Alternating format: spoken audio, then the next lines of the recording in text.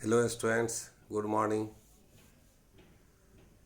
जैसा कि कल हमने आप लोगों को इसी BA part 2 honours paper 2 abnormal psychology के अंतर्गत मन के पहलुओं पर चर्चा की थी और आकारात्मक पहलू के तहत हमने बताया था कि चेतन, अचेतन और अर्धचेतन ये 3 प्रकार के मानसिक पहलू हैं, मेंटल एस्पेक्ट है जो हमारे पर्सनालिटी के डेवलपमेंट और ऑर्गेनाइजेशन के अध्ययन के लिए यह आवश्यक है और समझने के लिए भी आवश्यक है कि मन में किस तरह की प्रक्रियाएं चलती रहती हैं। चेतन अनुभूति के बारे में हमने बता दिया या चेतन के बारे में बताया कि वर्तमान समय में जो हमें अनुभव होता है और किसी वजह से यदि वह कुछ देर के लिए हमारे मन से अलग भी हो जाता है, लेकिन तुरंत आसानी से यदि उसका रिकॉल कर लेते हैं तो वो चेतन कहलाता है। यह मन का सबसे छोटा भाग होता है। अब हम आगे आज के क्लास में ये चर्चा करेंगे कि जो दूसरा भाग है मन का, जिसे सबकॉन्शस, जिसे अर्धचेतन या अवचेतन, प्रीकॉन्शस या फोरकॉन्शस के नाम से भी जिसे जाना जाता है, उसकी चर्चा करेंगे कि वह मन का कैसा भाग है। यदि एक त्रिकोण के सहारे हम मन की अवस्थाओं पर चर्चा करें तो पाएंगे कि सबसे ऊपर का पार्ट, जिस प्रकार उसका प्रतिशत में यदि एक अनुमानतः बांटा जाए तो 12 से 15% भाग चेतन है। उसी के आसपास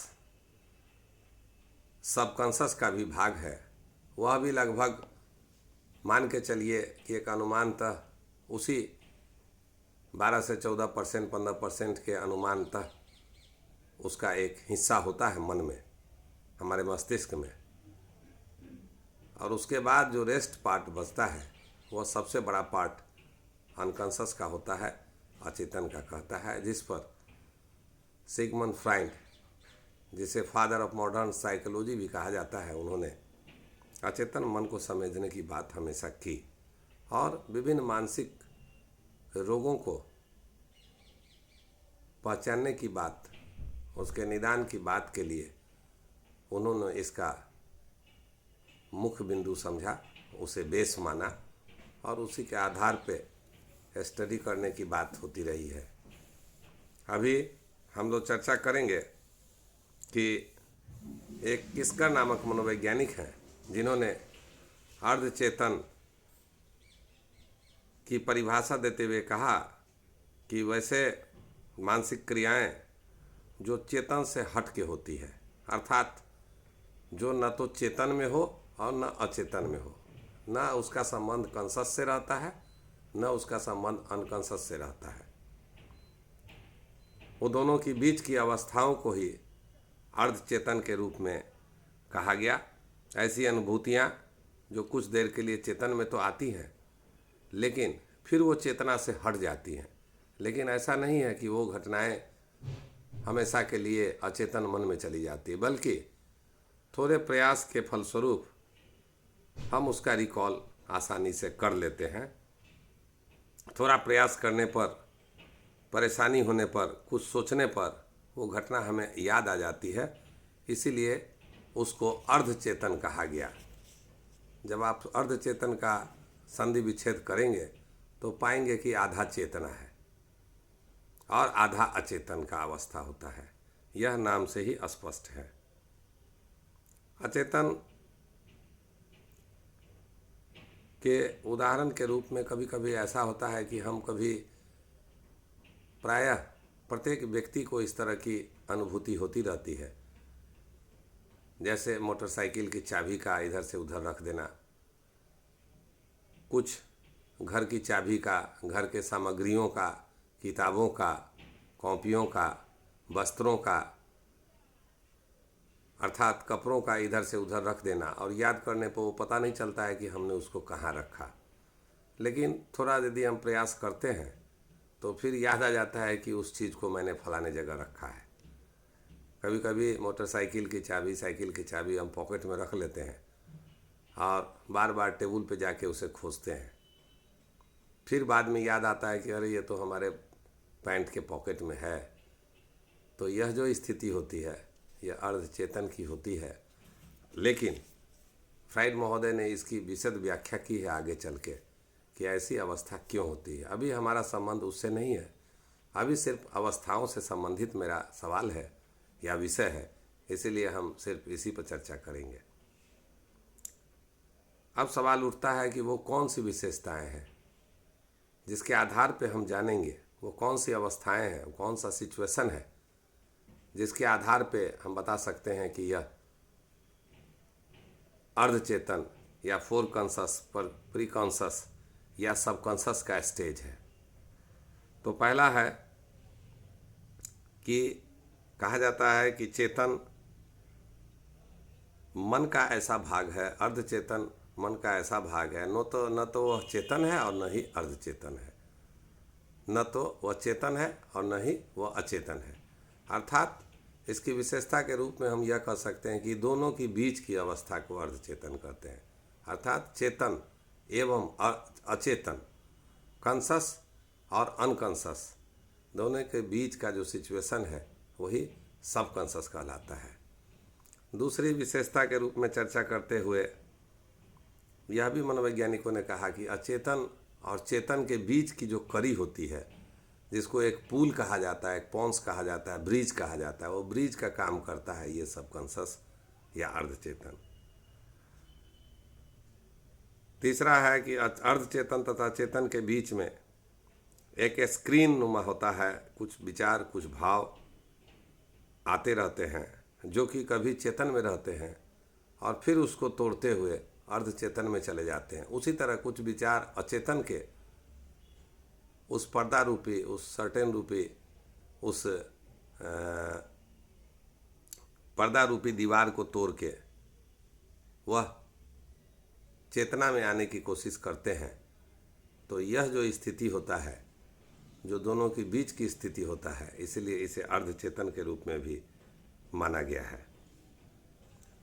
अब मन का जो सबसे बड़ा भाग है, इसी एक उदाहरण से इसे समझा जा सकता है कि कभी कभी हम अपने मित्र के पास जाते हैं और मित्र को देखते हैं कि अकेले में बैठा हुआ कुछ चिंतन मनन करता रहता है, उसकी आंखें खुली रहती है, लेकिन आपके आने का एहसास तक उसको नहीं होता है और वह अपने थिंकिंग प्रोसेस में लीन रहता है, किसी चीज़ के प्रति वह चिंतनशील रहता है।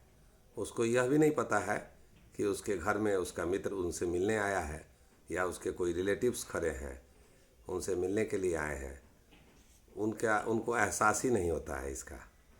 लेकिन अब जब आप जाते हैं, उसके आंखों के सामने हाथ की हथेली से इशारा करते हैं या चुटकी बजा के इशारा करते हैं या उससे कुछ शरीर पे थपकी दे के इशारा करते हैं, तब अचानक से उसको लगता है कि किसी ऐसी अवस्था से वो निकल के आया है जिसको उसका ज्ञात ही नहीं था। इसी अवस्था को हम बोलचाल की भाषा में सबकॉन्शस कह सकते हैं, क्योंकि वह जागृतावस्था में तो है, वह जगा हुआ तो है, उसकी आंखें खुले हुई हैं, परंतु आपको आने का एहसास उसको नहीं हो पाता है। अर्थात वह चेतन और अचेतन दोनों की बीच की स्थिति में रहता है। इसीलिए मनोवैज्ञानिकों ने कहा कि अर्धचेतन भी मन की वैसी अवस्था है जिसको समझना जरूरी है, क्योंकि चेतन की बहुत सी बातों को और अचेतन की वैसी बातों को जिसको जानना मुश्किल होता है, कभी कभी अर्धचेतन के माध्यम से भी हम लोग ज्ञात कर लेते हैं। तो इस तरह से हमने देखा कि चेतन की अवस्था के बाद अर्धचेतन की अवस्था किस प्रकार हमारे लिए आवश्यक है। अब हम चर्चा करेंगे अचेतन के बारे में, जिस पर मनोवैज्ञानिक सिगमंड फ्रायड और उनके पहले के भी कुछ मनोवैज्ञानिक जिसमें हेल्महोल्ट्ज, डेकार्टे और लिबिनिज का नाम आता है, इन लोगों ने व्यापक अध्ययन किया था, परंतु इनका जो स्टडीज़ था वो पूर्णतः वैज्ञानिक नहीं था।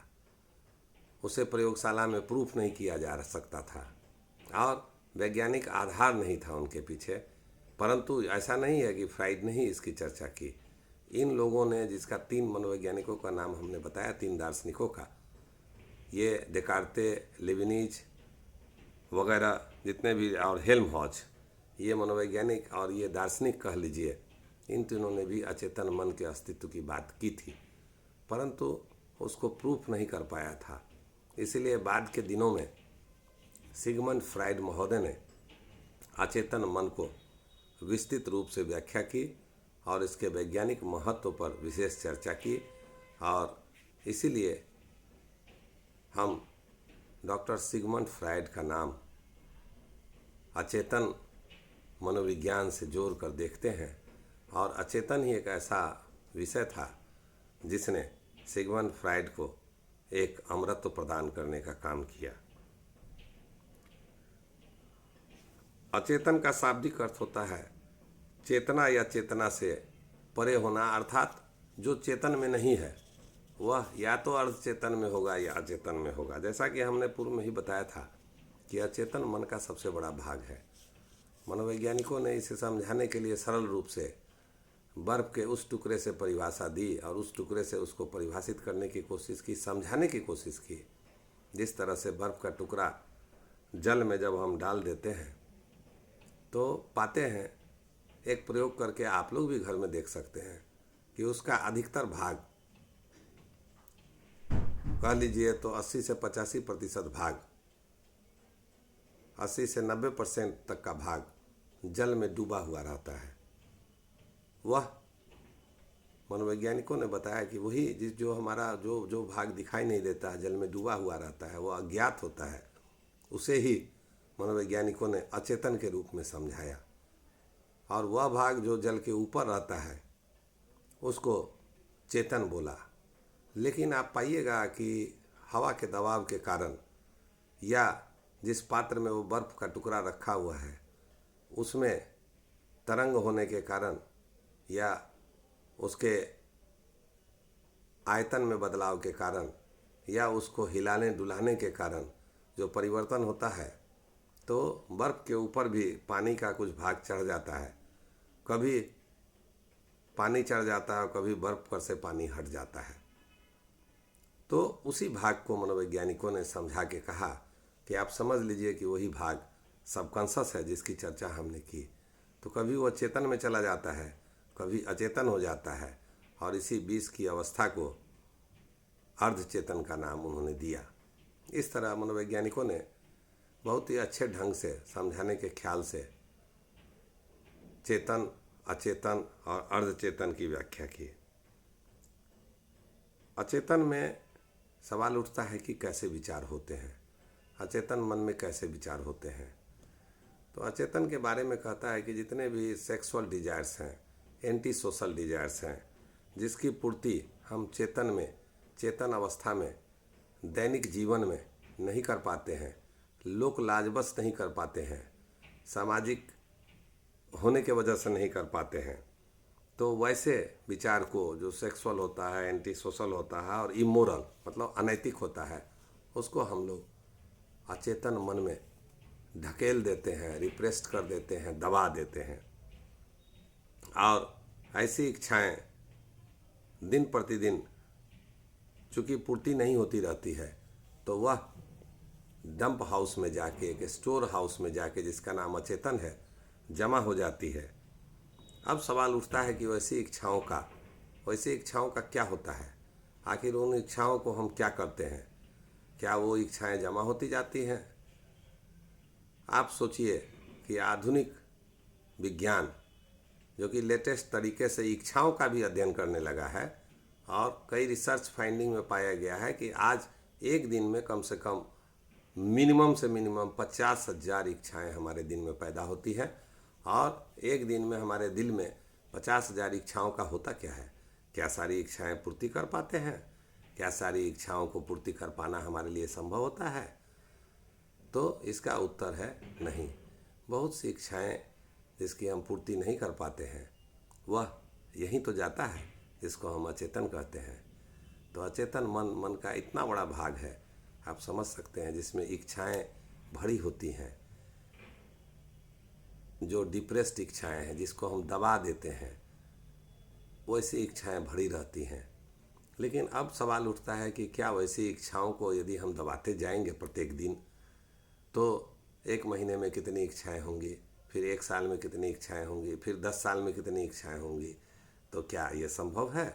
जिस प्रकार एक मकान में रहने की कैपेसिटी, सामग्री को रखने की कैपेसिटी फिक्स होती है, उसी तरह हमारे मन का, हमारे ब्रेन में जो पार्ट्स है, जहाँ अचेतन मन स्थित होता है, उसकी भी एक कैपेसिटी होती है।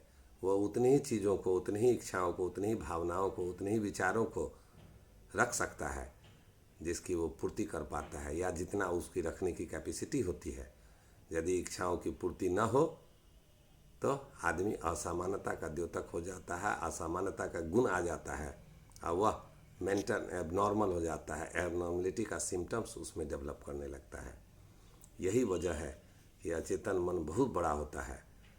अब हम देखेंगे आगे कि किस तरह उन इच्छाओं की पूर्ति व्यक्ति करता है, और कैसे कौन कौन से माध्यम है जिसके आधार पे उन इच्छाओं को अपने मन से हटाता रहता है, और फिर दूसरी अनंत इच्छाएं उसके मन में आती रहती हैं।